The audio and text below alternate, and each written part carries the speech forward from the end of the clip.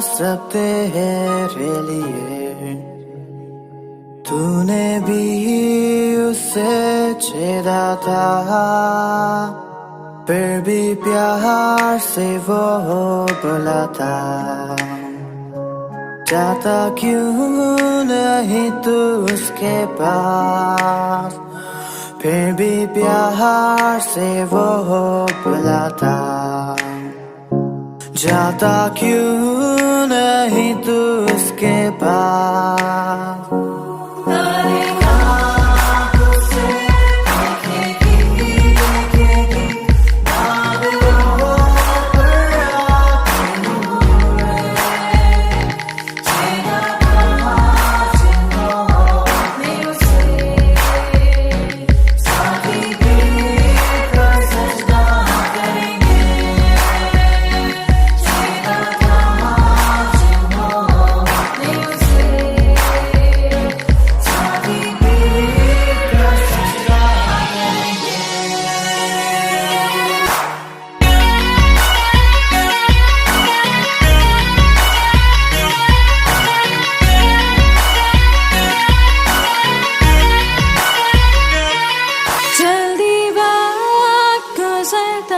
चाहता है रात अंधेरी आती है, तौबा कर दरवाजा होगा बंद, कुछ ना होगा वे पछताने से, तौबा कर दरवाजा होगा बंद, कुछ ना होगा वे पछताने से।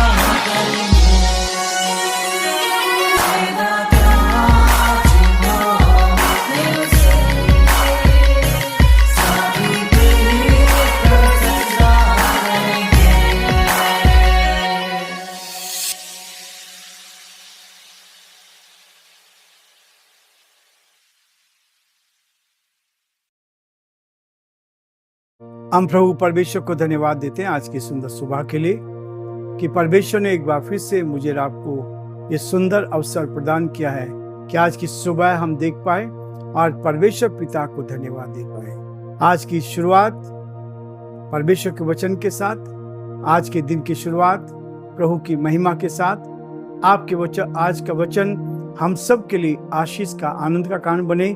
ये हमारी प्रार्थना, ये हमारी दुआ है कि हम एक दूसरे को प्रोत्साहन करते जाएं और एक दूसरे की मदद करते चले जाएं। प्रियो, हर रोज हम एक वचन, एक प्रतिज्ञा जो परमेश्वर हमसे करता है उसको हम लेते हैं ताकि हमारे भाई बहनों के लिए ये आशीष का, आनंद का कारण बन सके। रोमियो का 12 अध्याय और उसके 19 पद में लिखा है, हे प्रियो अपना पलटा ना लेना, हे प्रियो अपना पलटा ना लेना, परंतु क्रोध को अवसर दो, क्योंकि लिखा है पलटा लेना मेरा काम है, प्रभु कहता है मैं ही बदला दूंगा।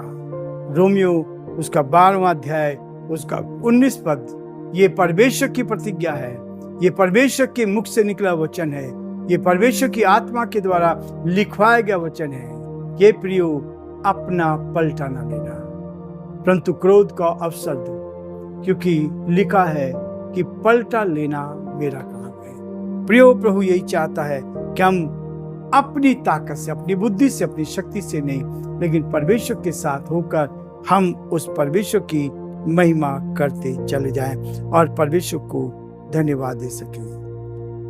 आज मैं आपके सामने रोमियो का 6 अध्याय उसके 6 पद से लेकर आगे तक पढ़ना चाहता हूं, क्योंकि हम चाहते हैं कि इस वचन के द्वारा भी हम सबको आशीष मिले।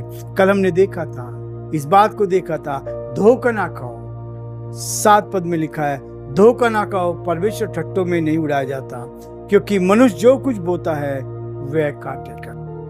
धोखा ना खाओ, परमेश्वर ठट्टों में नहीं उड़ाया जाता, मनुष्य जो कुछ बोता है वही काटेगा। इसलिए परमेश्वर, क्योंकि जो अपने शरीर के लिए बोता है वह शरीर के लिए विनाश की कटनी काटेगा, और जो आत्मा के लिए बोता है वह आत्मा के द्वारा अनंत जीवन की कटनी काटेगा।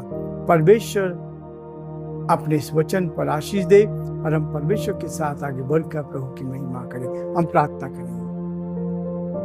धन्यवाद और स्तुति के योग्य हमारे सामर्थ्य परमेश्वर, हमारा हृदय आपके प्रति धन्यवाद से भरा है कि आपने हम पर दया की, अनुग्रह किया, और आपके अनुग्रह की दृष्टि हम पर बनी रहे, इसके लिए धन्यवाद देते हैं। धन्यवादित हैं परमेश्वर कि आपने रात्रि में हमें संभाला, एक नया दिन दिया, नई जीवन दिया, इसके लिए हम आपको धन्यवाद देते हैं। प्रार्थना करते हैं आपका दया का हाथ हम पर बना रहे, आपकी उपस्थिति हमारे साथ बनी रहे, आपकी करुणा हमारे साथ बनी रहे, हमें अपने हाथों में ले, ताकि परमेश्वर हम आपकी महिमा कान बन सके और जो आपकी योजना उसको पूरा कर सके। हे दयालु, हे सामर्थी, हे विश्वास के योग्य परमेश्वर, हम आपको धन्यवाद देते हैं, आपकी स्तुति करते हैं, प्रार्थना विनती करते हैं हमारे देश के लिए, देश के प्रधानमंत्री के लिए, राष्ट्रपति के लिए। आपके अनुग्रह की दृष्टि चाहते हैं, आपका हाथ चाहते हैं, आपकी सामर्थ्य चाहते हैं, आपकी शक्ति चाहते हैं। सही निर्णय लेने में आप उनकी मदद कर हम प्रार्थना विनती करते हैं। पिता परमेश्वर, हमारे प्रदेश राजस्थान के लिए प्रभु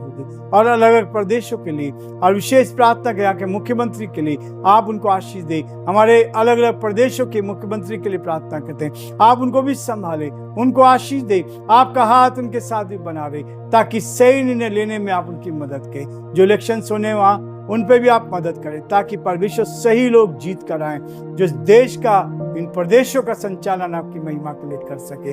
हम बड़े आदर के साथ हमारे सभी श्रोताओं को, सारे भाई बहनों को पिता परमेश्वर हम आपके हाथों में सौंपते हैं, और यही चाहते प्रभु हम सब की रक्षा कर, हम सबको अपने हाथों में ले, ताकि परमेश्वर हम आपकी महिमा करें। यदि कोई बीमार है, परेशानी में है, कठिनाई में है, दुख में, मुसीबत में है, तो आप उनकी सुधि ले, ताकि सारी बातों के द्वारा आदर महिमा आपको मिले। हम सारी महिमा आपको देते हुए इस प्रार्थना को अपने प्रभु अपने धार करता यीशु मसीह के नाम से मांगते, आमीन। प्रियो, परमेश्वर का वचन हमें हर बात के लिए इसलिए कहता है कि हम आगे बढ़कर प्रभु की महिमा कर सके। कल हम देख रहे थे, धोखा ना खाओ, परमेश्वर ठट्टों में नहीं उड़ाया जाता। प्रियो, बहुत बार मनुष्य है उस परमात्मा को, उस परमेश्वर को ठट्टों में उड़ाने की कोशिश करता है, हम उसका मजाक उड़ाते हैं। कई लोगों ने इस बात को देखा, जब यीशु मसीह को पकड़वाया गया तो लोगों ने उसका मजाक उड़ाया, ठट्टों में उड़ाया। लेकिन प्रियो, आज भी लोग कहते हैं, पौलुस कहता है गलातियों की कलीसिया को, धोखा ना खाओ। हम कई बार सोचते हैं, हम अपने आप में धोखा खाते हैं। धोखा ना खाओ, परमेश्वर ठट्टों में नहीं उड़ा जाता, क्योंकि मनुष्य जो कुछ बोता है वही काटेगा। आज हम जो भी कुछ भी कर रहे हैं, आज जो हमारी स्थिति है, आज हम जिस तरह का कार्य करते हैं, यदि हम अच्छा बो रहे हैं तो अच्छा काटेंगे, यदि बुरा बोते हैं तो बुरा काटेंगे। हम एक दूसरे के लिए बुरा चाहते हैं तो परमेश्वर बुराई हमारे जीवन में लाएगा, लेकिन अच्छा चाहते हैं तो हम एक दूसरे को अच्छाई के साथ आगे बढ़ाते हैं, ताकि हम परमेश्वर की महिमा करें। और प्रियो, परमेश्वर हमसे यही चाहता है, ताकि हम जीवन में आगे बढ़ते जाएं, हम परमेश्वर की महिमा करते जाएं और धोखा ना खाएं। लोगों को धोखा दे सकते हैं, लेकिन परमेश्वर को धोखा नहीं दे सकते। वो कहते हैं, धोखा ना खाओ, परमेश्वर ठट्टों में नहीं उड़ा सकते। जो लोग परमेश्वर का, परमात्मा का मजाक उड़ाते हैं, उनके लिए, मेरे लिए भी इस बात के लिए है कि हम एक दूसरे में कभी भी उस परमात्मा का, उस परमेश्वर का ठट्टों में ना उड़ाएं, क्योंकि जो कुछ मनुष्य बोता है वही काटेगा। जो कुछ मनुष्य बोता वही काटेगा। इसलिए आगे कहता 8 पद में, क्योंकि जो शरीर के लिए बोता है वह शरीर के लिए विनाश की कटनी काटेगा। जो शरीर के लिए बोता है वह शरीर की कटनी काटेगा, लेकिन उसके साथ परमेश्वर दोनों बातों को कहता है, जो आत्मा के द्वारा अनंत जीवन की कटनी काटेगा। मेरे आपके लिए अनंत जीवन रखा है, मेरे आपके लिए अनंत जीवन है। अनंत जीवन को हम कैसे प्राप्त कर सकते हैं? संदेशों में सुनते हैं, लेकिन प्रियो, आज वचन कहता है कि अनंत जीवन पाने के लिए, हमेशा की जिंदगी पाने के लिए, जहां हमें दूसरी मृत्यु का कोई खतरा नहीं होगा, उसके लिए केवल हमें एक काम करना पड़ता है, हमारे गुनाहों से तौबा करनी पड़ती है। प्रियो, यदि आप अनंत काल का जीवन पाना चाहते हैं, आप मोक्ष पाना चाहते हैं, आप परमेश्वर के साथ रहना चाहते हैं, उस परमात्मा की संगति में रहना चाहते हैं, तो आज प्रभु मुझे आपको ये कहता है, यदि हम एक दिल से, अपने मन से, आत्मा से अपनी आत्मा को शुद्ध करते हैं और प्रार्थना करते हैं कि हे प्रभु यीशु, मैंने बचपन से लेकर आज तक जो पाप किए हैं, उन पापों से मुझे क्षमा कर, मुझे शांति दो, मुझे अपनी संतान बना ले। ये जो प्रार्थना है, ये जो दुआ है, ये हमारे हृदय को धो देती है, हमारे हृदय को साफ करती है, और साफ होते ही हमारे हृदय में ईश्वर का निवास होता है। इसलिए प्रियो कहता है,